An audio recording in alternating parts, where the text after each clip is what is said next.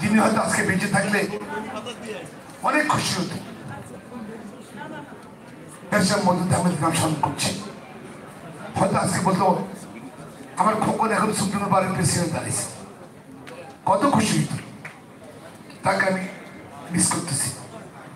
আমি আরেকটা ব্যক্তি মিস করছি, তার থেকে অনেক কিছু শিখেছি আমি, যে তিনি জাতীয় আইনজীবী ফোরামের প্রতিষ্ঠাতা সভাপতি বিচারক টিএস খান সাহেবকে। তারপর কিন্তু যে কোনো নির্বাচনে উনি তার বাসায় সবাই ডাকতো, বিরিয়ানি খাওয়াতো এবং প্যানেলিং করে দিত।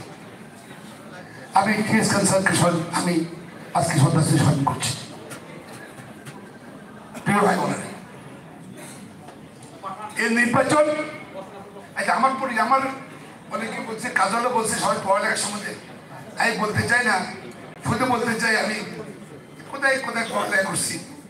গভর্নমেন্ট লেভেল স্কুল পড়ালেখা করছি, আমি মহদুর গভর্নমেন্ট স্কুলে পড়ালেখা করছি, তারপর নোয়াখালীতে পড়ালেখা করছি, তারপর ঢাকা কলেজ গভর্নমেন্ট কলেজে পড়ালেখা করছি, চট্টগ্রাম বিশ্ববিদ্যালয়ে পড়ালেখা করছি, ঢাকা বিশ্ববিদ্যালয়ে পড়ালেখা করছি, এবং ধানমন্ডি ল কলেজে আবার আগে ল করছি, আবার ওয়েলসে গিয়ে ইউনিভার্সিটি ওয়েলসে গ্রাজুয়েশন করছি, লিখুন সেতে বার করছি।